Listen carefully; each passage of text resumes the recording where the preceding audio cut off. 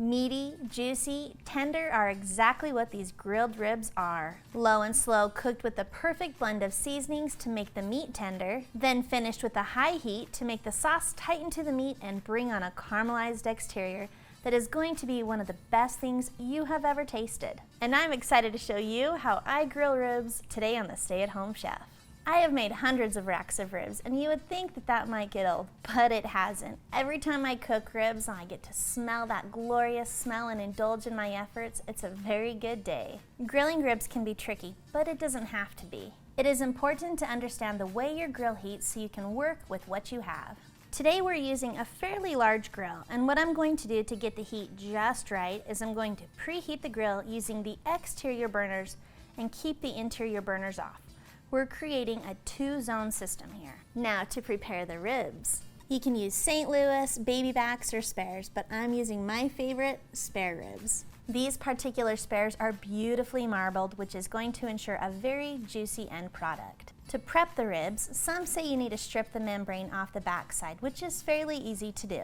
But personal preference here, I like to leave the membrane on. It acts as a lining to help the ribs stay juicy, and when we give it the high heat at the end, it crisps up just a bit, and it's a nice treat with a bit of a snap. Also note that sometimes when you buy ribs, the membrane can already be removed, so don't work too hard because it might not even be there. To these ribs, I'm using about 1/4 cup of stone ground mustard that I'm going to rub onto these ribs. The mustard acts as a binder for our dry rub seasoning to stick to it, and it's going to help our ribs stay moist. Other binders that you could use are cooking oil or even a barbecue sauce, but I love the way the mustard adds a little subtle tang to this.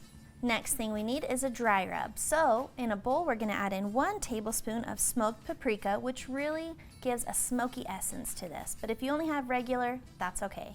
2 teaspoons of salt, 1 teaspoon of black pepper, and 1 teaspoon of garlic powder. I've kept the seasonings simple in this recipe because I want them to enhance the meat and let the meat flavor shine.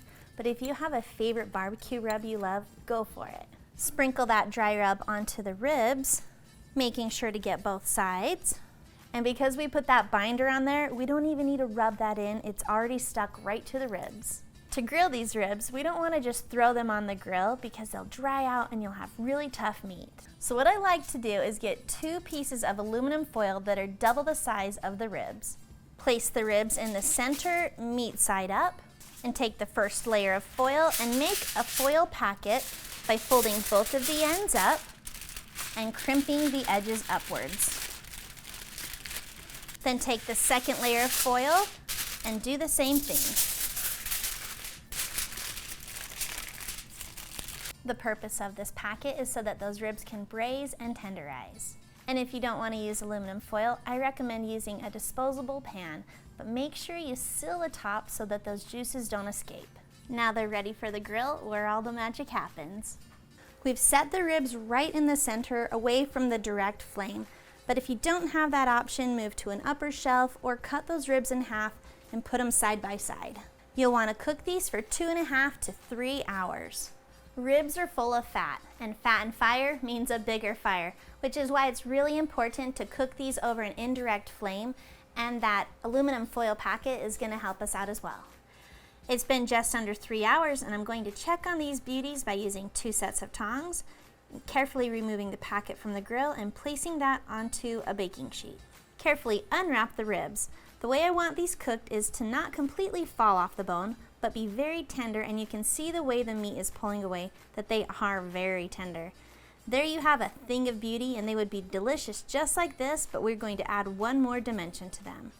Take those ribs and baste them with about 1/2 cup of barbecue sauce. You can use homemade or store-bought, and if you're gonna use store-bought, we highly recommend using our friend Susie's over at Hey Grill Hey. Take your basted ribs and place them meat side down on the grill and turn the grill to high and let them grill for about 4 to 5 minutes and baste the backside as well. Flip them over and let them grill for another 4 to 5 minutes on the backside. Remove those from the grill after you've achieved your desired amount of caramelization and a touch of char.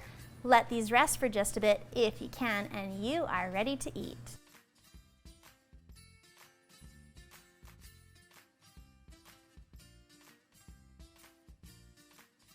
Thanks for watching. You can find the full written recipe in the video description below. Be sure to check out thestayatHomeChef.com where you can find hundreds of restaurant quality recipes you can easily make at home. We'll see you later.